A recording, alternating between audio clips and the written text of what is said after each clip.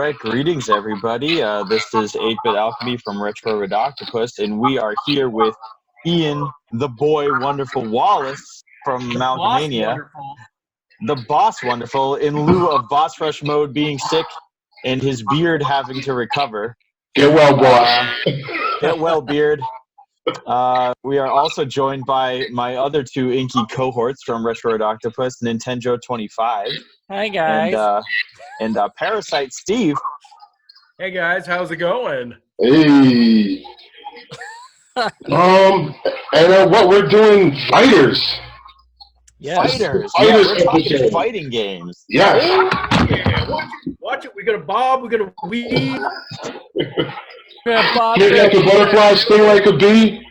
You know how the saying goes. You're gonna eat lightning and you're gonna crap thunder. Yeah, exactly.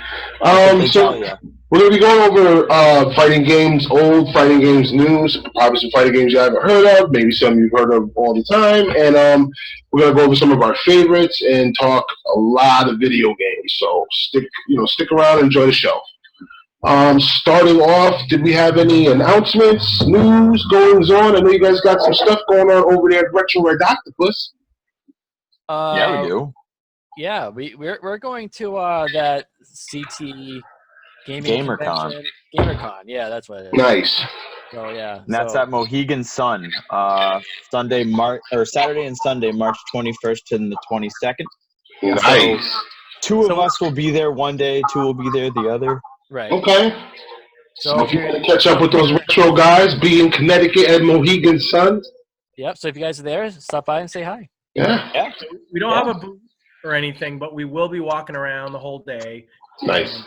Days like it said, and also the guys from the Dorkening are going to be walking around as well. Leo is going to be there. A bunch of people are. I know that Steven from Super Retro Throwback Reviews is going to be there, and I think he might have his own booth. I know the Dorkening didn't get a booth, nice. But yeah, we got some press passes, and we'll be walking the floor and having fun. So yeah, we'll be the ones. Cool stuff. Yeah, it's gonna be a lot of fun. All right. We do have the Amalga auction coming in March. The Bad Boys of Horror lot. So far, I know that they have Chucky, Jason, and Freddy. Michael Myers will be making an appearance, and we're letting the members of the group choose the final participant, the final action figure that's going to be going in that lot. Well over $150 in value. We're going to be slashing it in half, starting the bidding at half its worth, as we always do for our members. So stop by, get an auction, get you some cool items. We're going to be doing the entire Nickelodeon Batman Ninja Turtle set. All the action figures. Leo, Batman, Shredder, Ra's al Ghul, Mikey, Donnie, all of them are going to be there. So definitely check it out. The VIP seats are $5. The patron seats are $1. Get in, place a bid, or not, just get in and watch the mayhem. It's a lot of fun. Sounds like it's gonna be fun. I personally go just for the fuckery. I personally go see all the fuckery. Awesome. Yeah, it is awesome. Oh man, they have it out at the auction, so definitely a lot of fun. Come by, check it out. Even if you're not gonna bid, just come by and watch. It's awesome. And we have a giveaway for this show. If you're inclined to show us some video footage of some of your favorite fighting games, or you want to let us know in the comments down below. We never got a chance to give away the Mortal Kombat Raiden action figure from the Black Series, so we're going to do that. We're going to give away the Raiden. And we also have the Scorpion. It's a beautiful figure. Oh, yeah, absolutely. A collectible. And we're going to also be giving away the Scorpion Blockbuster Video Xbox controller as well. Another cool collectible item. So just let us know what your favorite fighting games are. Give us some footage of some of your favorite fighting games, and we'll pick a random winner. Moving right along, we got questions. I got questions. I got questions. I'm gonna ask my retro guys. What is one of your? Oh no! Matter of fact, give me two. Give me two of your best fighters of all time. Two games. If you're in an arcade, you cannot walk by them. You must insert 25 cents. Starting with Steve, Parasite Steve. I mean, literally anything that was like a Capcom Marvel license. Right?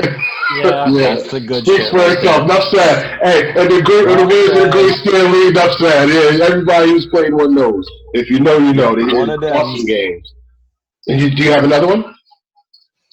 I mean, a fighter that I can't walk by without playing. Just one-on-one fighter. No, I don't think so. Those are always my jam in the arcades. Okay. Specifically like Marvel superheroes. There was a time when I could not walk past a Marvel superheroes machine and beat the hell out of whoever was standing there with Spider-Man. Right. Beat the shit out of you with my Maximum Spider. Nice. Spider-Man was one of my favorite characters in that game too. Great selection.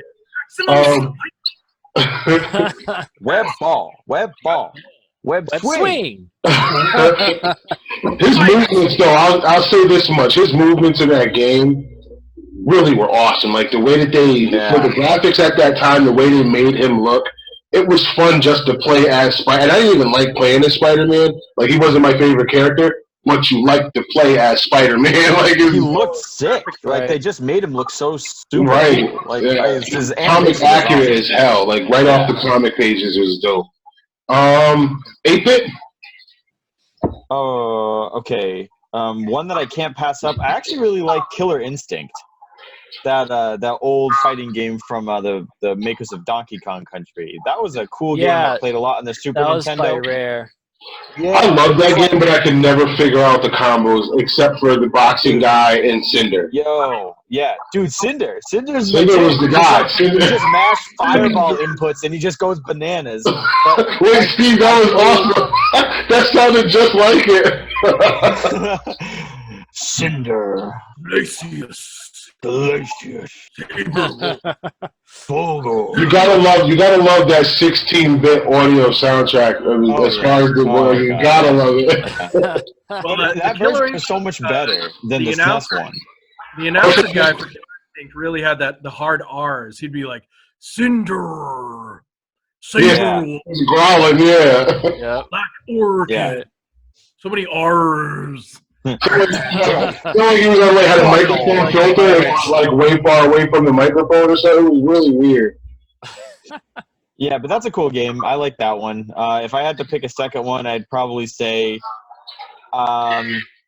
Street Fighter 2. Okay. It's just classic. Yeah, it's Street Fighter 2. That's enough said. Everybody knows. If you play, if you know, you know.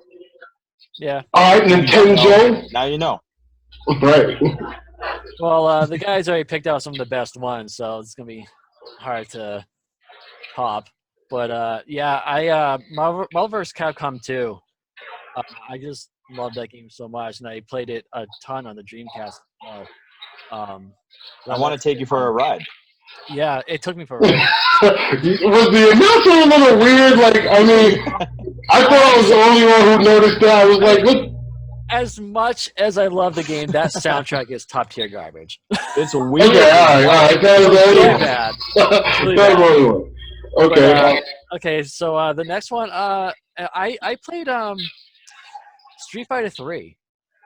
That's a good one too. Okay. Street Fighter 3 is a great looking game. Okay. Best sprites. Yeah. Nice. For me, you guys named all of my favorites. Like every single one of you named all my favorites. I think it's everyone's favorites, to be honest. Yeah, that's the same. Like anything from Marvel vs. I gotta agree with Steve. Anything from Marvel vs. Capcom or Street Fighter versus Street Fighter versus Capcom. Anything indicative, I'm on it. I'm on it. I gotta play it. Of course, Street Fighters, like any of them, doesn't matter which one. Put me in. And I think that just about does it for ones I can't walk by. Like if I see it, in the whole time, I'm like, I'm gonna go over there and play that. Like, none of us mentioned Mortal Kombat either. There was a time, like way back, when like 1 and 2 existed and they were new.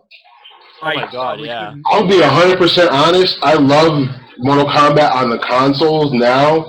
Way more than I did in the arcade back then. Like I would play it because of the competitive nature. Like everybody was playing it, so I played it, like kind of thing. Right. But other than that, it was not like I can easily play something else. Like it just wasn't. Yeah, I mean, I mostly played on the console because in the arcade you couldn't really get to the console because everyone else was on it.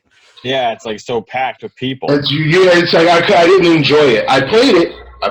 Yeah, I know it well. I knew all the fatalities. I knew all the moves, but I couldn't enjoy it in the arcade like I could on the console. Like you get to unlock everything and enjoy the story mode, and it's like somebody's always constantly jump. I could never play Mortal Kombat without somebody jumping in. I probably beat like 3 guys, and then here comes 4 other dudes at one point. So I never get to see what happens.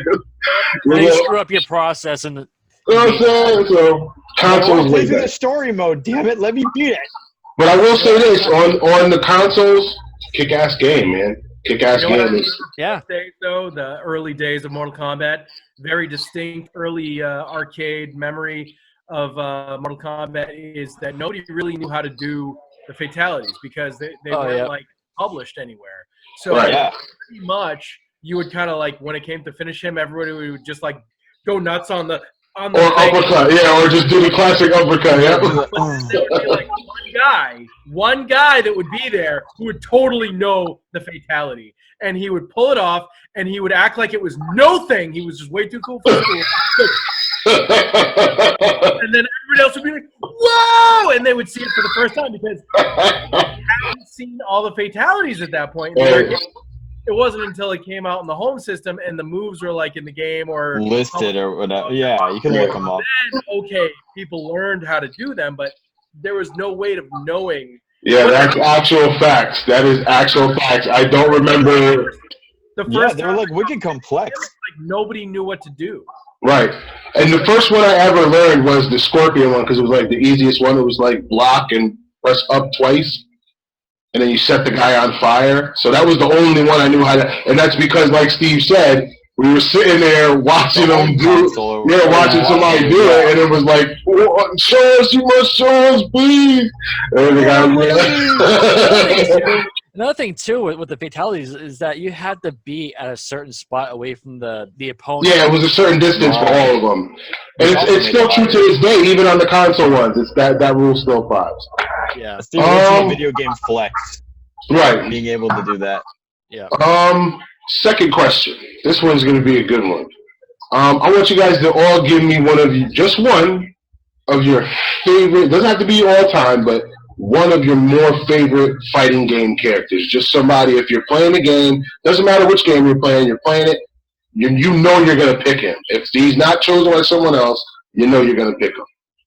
We'll go backwards this time. We'll start with Nintendo, we'll go to 8-bit, and then we'll end up with Parasite Steve. That's a good question. Fulgore just pops into my mind. There you go. Fulgore, I like his design. Fulgore. I like his design in the original, but I like him more in the sequel. Okay. Yeah, and plus he's a robot. I like robots, so that's He has sick like laser claws. Yeah. The logic there is flawless. 8-bit. I'm gonna pull a character from Darkstalkers because that's a series I am not talking about other than this moment. I love that series, and the character is the merman Rituo, and he's just like a cool friggin' big ass merman guy, and he like shoots smoke out of his boobs and like hits you with like a crab arm. That's why he likes the character so much. He blows smoke out of his boobs. He's got smoky boobs. They're gills. They're gills, you guys. Come on. Okay. They're gills. Well, you're anatomically correct. If they're smoky boobs, they're smoky boobs. You got. I like smoky boobs, actually. I like saying smoky boobs better. Tim, can you take the cell off the wall and show them? You think your fighting game technique is better than mine? I'll hit you with smoky boobs. Okay, I'm gonna talk into the microphone so you can see. But yeah, that's my cell. That is him from the anime intro of Darkstalkers, which is a pretty cool show. But yeah, that's kind of like the main like crowning piece of my collection of cells from Darkstalkers. But yeah, he's a cool dude. I'll be right back. I'm gonna stand up. Crotch shot. That's original production cell right there. Yeah, that's original cross shot right there. Parasite Steam? Parasite. So I'm also going to pick a series that I love that I didn't pick for tonight. Mm-hmm. And the Soul Calibur series. Ooh. There's a fucking game series. I didn't even think about that. Well, I was going to bring it up when we did the notable mentions, but yeah. I can't pass that up in the arcade. My favorite character from game number 1 has always been Taki, the ninja girl. Nice. Just my favorite. With the two short swords, right? Or the size, I forget what she has. She's She's badass. Yeah, she's badass. She's actually my third. She's my third best character. Always been my favorite. I love her so much. I love ninja characters anyway. Yeah. And I always just love the aesthetic of that ninja mask. I just love it. And so cool. And she had a second. Her main costume color is like a pinkish color, but the player 2 was like a teal. That was like my favorite. I always feel love that. And didn't she stick to the wall and be able to climb up the screen like Vega did? Or launch off of it? She did something where she launched off of it. It was dope. She had this dope aerial. You could launch off your head. Oh, okay, that's what it was. Okay. Because there's no wall. So, but yeah, that I love Taki. She's awesome. All right. Wow, see, now you got me thinking about the Soul Calibur. And Maxie and Keelik, yeah. Maxie and Keelik are my guys. I love those guys. I love Keelik. He's my boy. Keelik's a badass. Those are my dudes. For me, out of Street Fighter, everybody, of course, loves Street Fighter, and you're either a Ken guy or a Ryu guy. I mean, don't get me wrong, you can love both. Which is basically the same thing. Right. At least in the old days, they were basically You're the same Coker, thing. you're Pepsi. But we all knew, those who played the game knew that there was just a slight difference between the two, and there was that division. You were either a Ken guy or you were a Ryu guy, and I was a Ken guy. Boss Rush, shout out to our sick compadre, has always been a Ken guy. Yep. In fact, Ken, I think. I'm missing. You know what? Me and Boss, shout out to Boss Rush, man. Me too. I'm a Ken guy. I don't know. And Ryu was the dude. He was the serious martial arts guy, and he was the guy you wanted to be in the game. But for some reason, just playing with Ken, he just was a better character to me. I love Ken better. So that would be it. If I was playing Street Fighter, I'd be upset if I couldn't pick Ken. For our third question, if you could, and this is Steve, I know you're going to have a ball with this one. If you could create your own fighting game using any characters you want, any genres you want, what would it be? I'm giving you guys the money. I'm Squaresoft. I'm giving you guys $10 million apiece. Create your game. What's going to be in it? What characters are you going to use? What's your fighting game going to be? It's going to be a giant brawl from all the classic Universal monster characters. So we're going to have Bela Lugosi as turn into a bat and do all this stuff, and then we're going to have the Karloff Frankenstein monster and the Bride and Gilman from Creature of the Black Lagoon and Lon Chaney Jr.'s Wolfman, and nice. We're going to have all these characters. It's just going to be this giant monster mash. I like it. 8-bit? This is hard, but I think what I'm going to settle on is I want a fighting game where I have access to all the characters from all of the Square games, like all Final Fantasy, all Dragon Quest, all that shit. But it just plays like a traditional fighter. It's not like any of the weird crap they got going on with like Dissidia and like all these other like bizarre arena fighters where you're flying around and doing all this weird shit with numbers. And I'm like, I don't know what this is. This is like this shit ever. I just want to play like a Marvel vs. Capcom style fighting game, but with Cloud and Squall and like the main, like that's what I want to do. That's the shit I want. And the buddy named Fran. And the buddy named Fran. Nintendo? I don't even know. That's a tough one. I can't think of anything. Transformers? Robots in Transformers. disguise. Yeah, but how would you do that though? That was actually going to be my answer. My answer was going to be Transformers versus the Put two Kaiju. Transformers on the screen and then they fight. Transformers versus the Kaijus, like Godzilla, Mothra, all those guys. So yeah, that would be something like that. That'd be dope, like Rampage back in the day or something similar. How about like a fighting game based on like 80s cartoons like Bike and Mice from Mars and Galtar and all that stuff. The Thundercats. Unlockable characters, the Thundercats. Yeah. Ooh, yes. Say goodnight to Fortnite. We're going to make Fortnite money off of that one, Joe. Wait. No. Thundercats, Silverhawks, Tiger Sharks, Fighter. Ooh. Yes. And look, just the Voltron Lions. Not Voltron himself, but just the Lions. The Lions. Yeah. Just the Lions. That's it. Then their ultimate attack would be forming up as Voltron, and yeah, you know what I mean? Yeah. All right, Squaresoft, could you call us, please?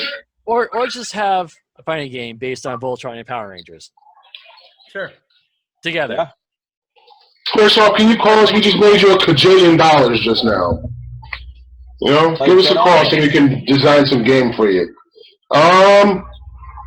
Moving right along, we got all of our questions out of the way. We all, play games. All of us like to play games. We like to talk to you guys about games we have actually played. So we're going to be bringing up a few of those now. Some games that we have either encountered or we're playing recently that are fighters that we want to tell you guys a little bit about. So who wants to go first? Nintendo. Or Steve. All right, we said it at the exact same time. Nice. All right, I will talk about Injustice 2, which is, I think, one of the newer games that probably anyone. Awesome game. Right? Very fun. I was definitely a fan of the first Injustice, so I was looking forward to this. I think that what I liked about the second one over the first one was some of the characters they added were really, really cool. For me, I was the most excited about Black Manta, Swamp Thing, Red Hood, Swamp Thing, and then some of the DLC characters they added. The Ninja Turtles ended up being my favorite of all. I love the Ninja Turtles so much in that game. It's just absolutely insane how great they are. And they look perfect. So, yeah, they do. They really do. That there was an actual, this could be the movie. This could be. They looked so real, and that's the design right there. The Ninja Turtles. They nailed it. They were just really, really fun, and all four of them are in the game, so they play differently. And also, Hellboy was a downloadable character. I mean, that threw me for a loop. I wasn't ready for that. When I heard Hellboy was an unlockable character, or when you saw the silhouette, remember, because they were all just silhouettes at first, and nobody knew who the characters were going to be, and they just would release them. And I was trying to figure out who. When I saw Hellboy, I was like, whoa. That game was really fun, and the gear system is really pretty awesome. Agreed. There is a fatal flaw to that game where you stop being able to earn the best currency pretty quick, because it's you can level up what your account is. You can level up each character. So if you want to level up Hellboy and the Ninja Turtles and Batman, cool. They each have their own levels, but your account, whatever your PlayStation account is, also has a level. So as you play it just with whoever, and every time you level up, you get certain amounts of the good currency in different currencies, and you get it when you play story mode. But the problem is, once you do story mode the first time, and once you get to I'm at level 50 something or whatever, so for my account, so it takes me forever just to get to one more level and get a little more currency. So it sucks, because all the stuff that you want to be able to spend it on, the best colors and palette swaps for the characters and different things, they're really, really cool, but you got to essentially spend your actual money, which is why it's designed that way. And you know what? And I'm just going to piggyback a little bit on that, Steve, because it's been a very large point of contention for me, not just in the older Xbox and PlayStation consoles, but the 3 and the Xbox 360, and then into the Xbox One and the PlayStation 4. I understand they got to make their money, they got to do what they got to do, but it kind of takes some of the fun out of, achieving, being able to sign your name, your 3 initials, at the end of your score was it was something good about that. Accomplishment. Yeah, it was something dope about that, and you earned it. It was something that you put your 25 cents in, and therein lies the rub because you're also still paying for it. So you get the gimmick, but at the same time, you got to allow the players to be able to play the game, and I feel you on that. That's messed up that you got to, the currency ends up being slower, you have to pay your own money in order to get the coolest stuff, basically.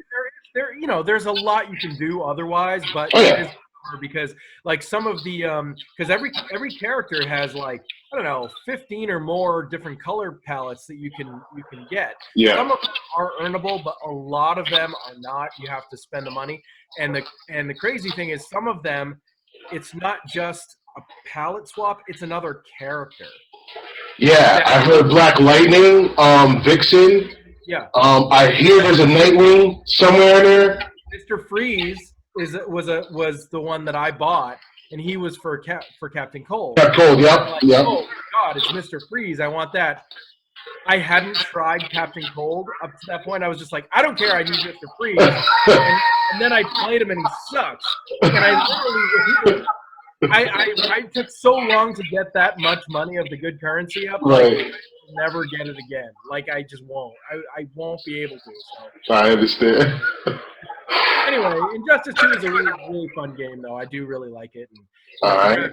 Awesome. And they really do a good job of realizing these characters. They really are. Yeah, I agree with that as well. It's just the way it looks and the way they play. You're in there. You're in there. You're part of what's going on, and it really does suck you in. I like that. And did you like playing Robin in that game? I know you're a big Robin fan. I actually didn't like Damian Wayne's playable. The way how he plays, he was a little stiff, a little hard to move. I love Red Hood. Red Hood and Black Manta are my go-tos, and Canary. I will melt the world with Black Canary. Nice. She's a monster. Black Manta was my favorite of the DC characters. Oh yeah, he's the most versatile. He is easily the most versatile character in that game. It's not even close. I don't know. There were so many moves that were so incredibly fun. His harpoon stuff, and he looks so perfect. And the finishers in this game. They were awesome in the first one, but it's like in the second one they really put their foot in the graphics and made it. It's awesome. If you're gonna play that game, definitely do the board breakthroughs and the finishers. Learn how to do them. It's awesome. It makes the game. So check it out. Hey guys, I'll be right back. Okay. Tim, do you want to go because I kind of stepped on you? Go ahead, Tim. Sure. It's actually funny. I was volunteering Nintendo when I spoke up before. I was like, Nintendo should go. Yeah, sure. So I guess the one that is like a more recent game that I think is worth talking about is it's called Blaze Blue Cross Tag Battle. It's got kind of a lengthy title. It's an anime fighter. But the Blaze Blue series has been running for a little while. It's by the people who made Guilty Gear, if you've played Guilty Gear. Mm-hmm. But I think what makes Cross Tag Battle so good is that it's an anime fighter that typically those games have a lot of mechanics. They're really hard to get into, and you kind of got to learn so many different systems before you can actually be competitive or really play very well. But the thing that Cross Tag Battle does is it kind of simplifies a lot of the combos and special moves and things. So that way, any character you can pick up and play, they all have like the same basic, inputs for their special moves. They just do different things depending on what character. So it's more about learning what they do, not how to do them. So I think that's kind of nice. It makes it just easier to pick up a character and go, okay, what can they do? And the other thing that I like a lot about it is that when you if you hit a character with like the light attack multiple times in a row, it'll automatically kind of do like a chain attack that'll get you pretty good damage. And if you have enough of your special gauge built up, it'll actually just launch right into a special if you are able to, hit them like 4 or 5 times with like a normal punch. And so all that stuff together makes it for a really fun game for anybody to play, whether you've never played a fighting game before and you're just like a button master, or if you're someone who's like really good at them and a lot of the mechanics. because there are some, little nuances to it and everything, but the graphics are amazing. And the thing about it that's kind of neat is it pulls characters from a bunch of different game series. So you have characters from Blaze Blue. You have characters from that anime Ruby. I don't know if you're familiar with that, RWBY. No. That anime has characters in the game. There's also characters from Persona. The Persona series have characters in there. And then there's also a fourth aspect, which is a fighting game series called Under Night in Earth, which is like an indie fighting game that got really, really popular and is now like at Evo next to like Street Fighter and stuff. So it's sort of like a little engine that could. Like they made a fighting game years ago and then they kept iterating on it. And now it's like one of the most competitive fighters out there. So that's kind of cool too. Yeah, it's not expensive. It's like a $20 game. It's got great artwork, incredible music. Like the soundtrack's like very, very like upbeat metal and like kind of electronic a little bit.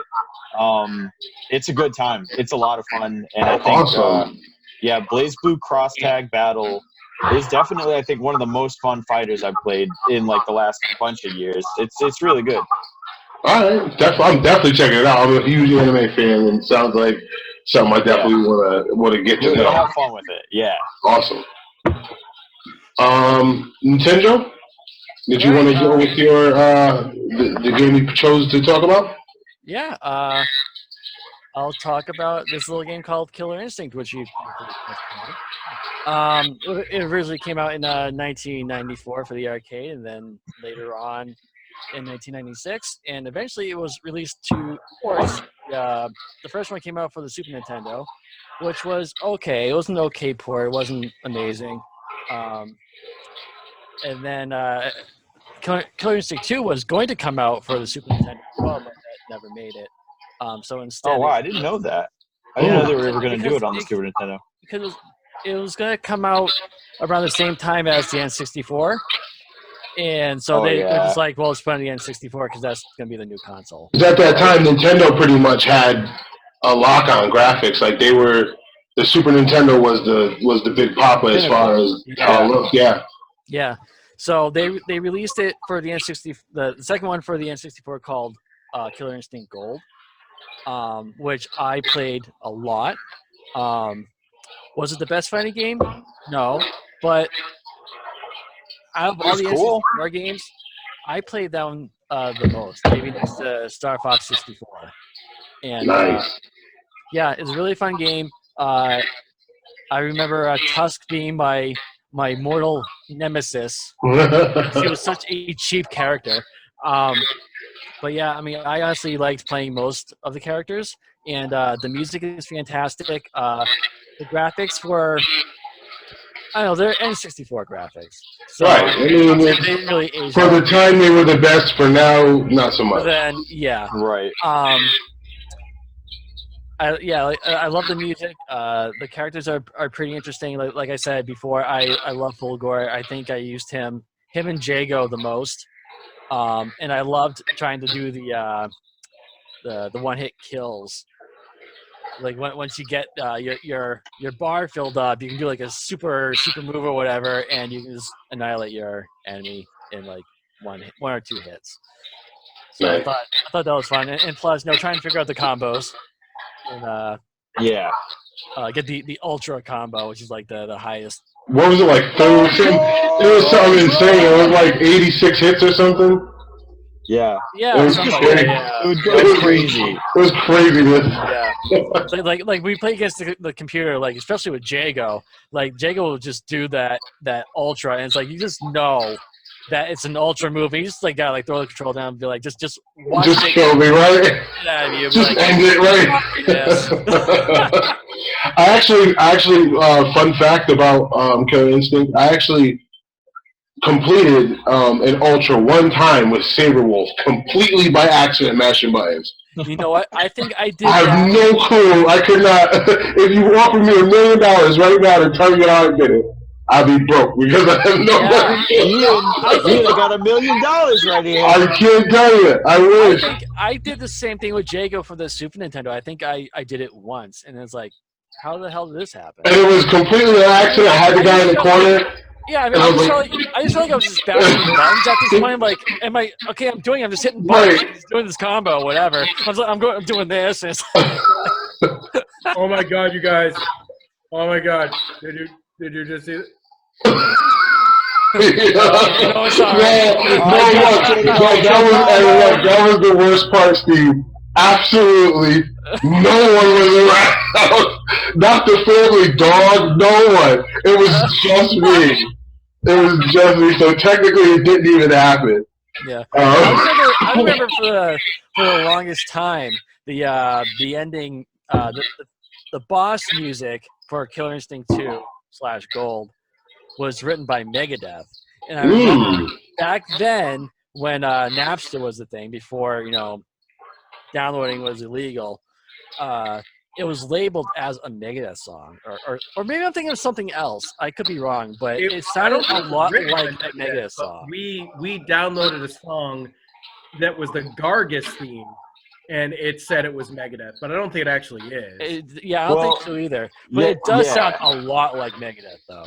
Like, it was back in the age of file sharing where everything was labeled the wrong band and shit. Yes. And so it was like, oh, Megadeth, Silent Scorn, and you listen to it and it's like some instrumental or whatever. But then the new Megadeth album came out and Silent Scorn was like a totally different song.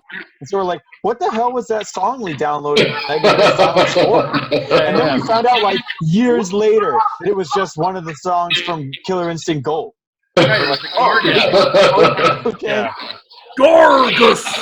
Yeah. Glacius! Glacius was my arch enemy. I don't know why. I just couldn't. Every time I played him, I would lose to him at least once. A fucker. He was. I would lose at least once to him. And didn't he like melt and then come back through the floor? Yeah, he would puddle and then like spike up and then do all kinds of shit. Absolute bastard he was. One of the things that I just like in the second one, I think. I love Glacius' look in that first one. But in the second one, he has these big Ninja Turtle feet, and I don't know what they were. Yeah, it looks really weird. Yeah, I'm kind of disappointed that Cinder wasn't in the second one. I know. I love Cinder. Cinder was one of the best characters, honestly. Yeah, he was my favorite one. Yeah, he was one of those characters where it was really easy to do like some type of combo. That's why he was my favorite one. Yeah. Okay. All right. So definitely check out Killer Instinct. It is an awesome game. You'll love it. If you have an emulator, emulate it. If you don't, get yourself a Super Nintendo, wherever one is sold. Quick. Oh, they do have the we just gave one of those away, as a matter of fact, during the scavenger hunt. The compact SNESs that have the games already downloaded on them. Yeah, so if you get you some, definitely get you some. Don't be afraid to play these old games, because I'm telling you, that's where the real skill comes from. The good stuff. Killer Instinct did get a reboot in 2013 for the Xbox One. Okay. Xbox One? Yep, Xbox One. Yeah. Apparently Cinder was in that. Was he? Yeah. Okay. I don't remember, but I remember Battletoads being in it. They put the Battletoads in that game. Oh, wow. Okay. Yeah, I'm definitely going to have to check. I'm not a big Xbox. I swear off all things Microsoft and Apple, but I play just to play that. That sounds dope. You can get it on the PC now if you want to do it that way. Yeah, that's what I'll do. Yeah, I'll go that route, because I got a pretty dope setup, so I'll just go with the PC version. That sounds like fun. I guess I get into my fighting games. Yeah, you do. I gotta bring up Marvel vs. Capcom 3. Actually, I want to kind of wash this over and do the whole Marvel vs. Capcom series. Steve mentioned it earlier in the when we were talking about some of our favorites, and it's always been one of my favorites, and I can play any one of those games just like we were talking about earlier. But 3, when it came out in 2011, I think it was a lot more polished than the one before it, and it just seemed like it was a much better effort. I liked the characters that they added. They added a lot of T'Challa was in there, Widow was in there. They had a lot of good Marvel characters in there. I think it was right around the time where the Avengers were starting to make their. I think that's number 4. I don't was think it what? Or Widow were in. Yeah, they're in 3.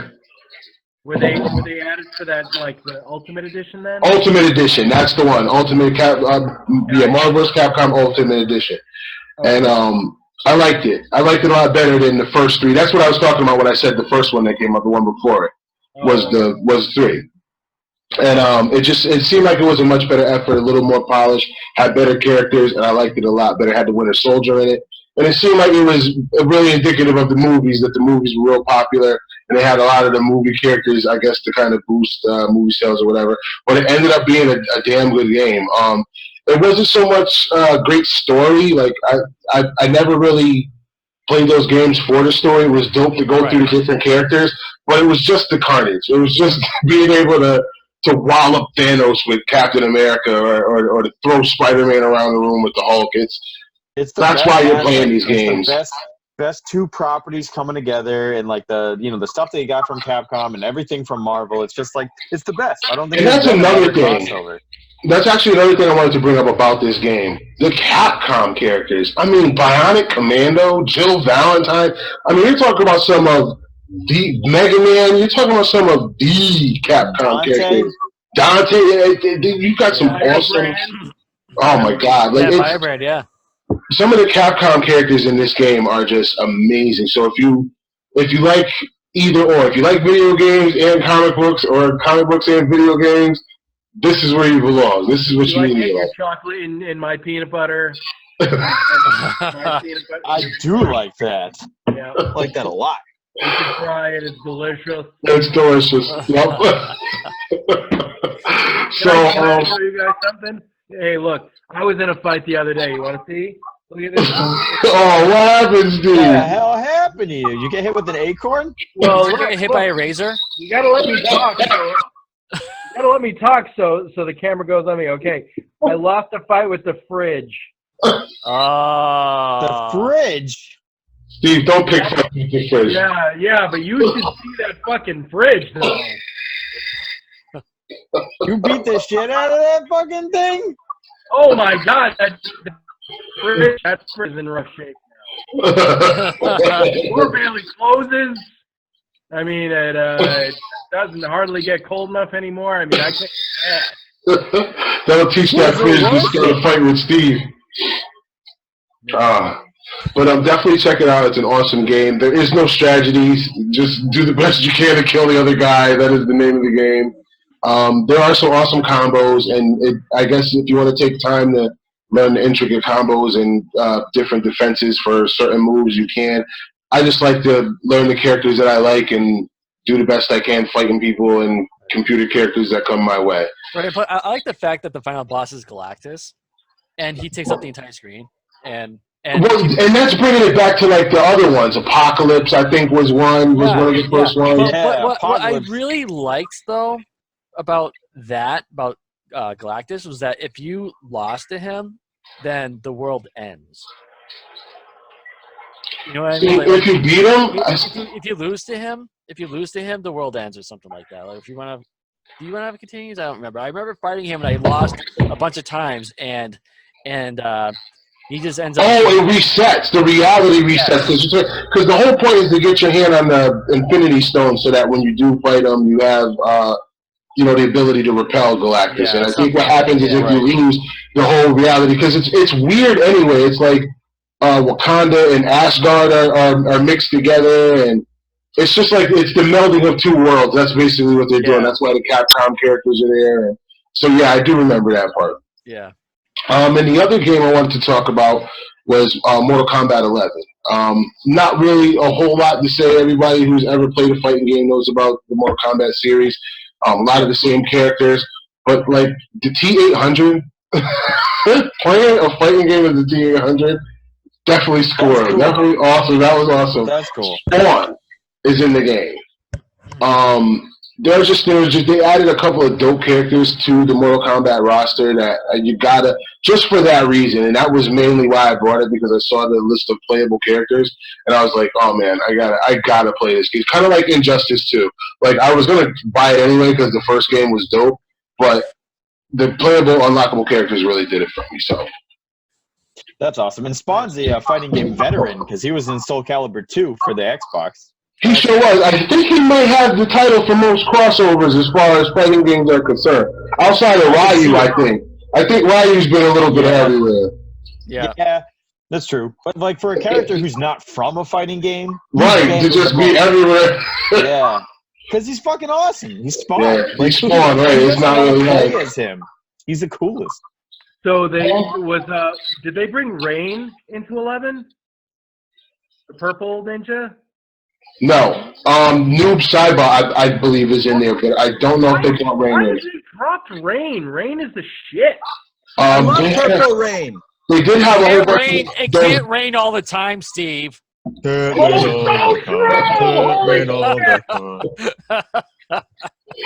a lot of the god characters from the previous ones, but it didn't seem like they wanted to go heavy with the ninja characters, and I couldn't figure out. And the cyborg characters. Like, they had, like, Cyrax and Sector, but they didn't have Smoke. And I was like, that was the best one. Like, what happened? Why would you have... I guess, what was Mortal Kombat? Was that 9? 9. Yeah, that was the last one that I played, and I fucking loved Smoke and Rain. Yo, Smoke is ever since Mortal Kombat 3, Smoke is a go-to. You know you're gonna rip shit up with him. He's just a great all-around playable character. He has great moves, and I was really surprised that because 11 was such a big effort and they had so many unlockable characters and variations of, like, it wasn't just Kung Lao. You can be like Kung Lao from Mortal Kombat 2. If you wanted to in this game. Like, yeah, you can you can be looking like him and have the same moves, and it was just it was really remiss that they didn't just have all of the ninjas and all of the cyborgs, but all in all, it was a great selection, and it had a lot of awesome points to it, so check it out. If you like unlockable characters and you like killing people digitally, this is where there's gear. There's a lot of gear, right? Like digital murder is the best. Yeah, and you can actually change their weapons on them, their swords, because some of them have like moves where they use swords and guns, and you can actually change them like you do in Injustice 2. Which obviously the two games borrow a lot from each other, being that they're on the same platform or they work with some of the same designers. So that's something that takes away for both versions. Right. And that does it for the games we wanted to choose to share with you guys. I did want to mention we are going to be recording live in Massachusetts the Barcade episode of Retro Gamia. So if we're not in Massachusetts, we're going to be in Rhode Island, I think. Oh, yes, but I'm going to be traveling to Massachusetts to go to Rhode Island to do the Barcade episode. It's going to be a great time. Hopefully Patsy and Ashes will be able to join us and our friends from Throwdown Thursday. Either way, we will be in the building, having some beers, playing some games, doing a damn thing. So if you're around, check us out. It's going to be awesome, and we're also going to be recording an episode with the Boy Wonderful or the Boss Wonderful, whichever he chooses to be that day. I'm feeling it for the boss now. I'm the Boss Wonderful tonight, just tonight. Yeah, the Boss Wonderful and Retro Ridoctopus. He's going to come on and be in studio. It's going to be totally awesome, and we're going to do an episode on the music of Castlevania, and it's going to be fun as shit. I can't wait. Yeah. I cannot wait. And shit is fun. It's really fun. Sit there for like 14 minutes and look on your phone and have peace and quiet. It's awesome. It's the best part of the day. It's the best 6 parts of the day. 6, 7 parts of the day. I go as much as possible. I eat extra tacos just so I can have extra office alone time. That's what I call Stay it. regular. Office alone time. I know that's right. So definitely check us out. We're going to be doing lots of awesome things in my travels up to New England. Steve, don't be picking on the fridge until the next episode, please. Stay safe. No problem. And you guys enjoy your games. Make sure you let us know what some of your favorite fighters are down below. Don't forget about our giveaway. And we look forward to seeing you guys on the next episode. Hope you enjoyed it. We will be doing we have the Barcade episode, and then we'll be doing the Super Duper Mario episode, where we will be having a special guest as well. J Love will be in the house. So stay tuned. We got lots of awesome stuff coming up, guys. See you on the next show.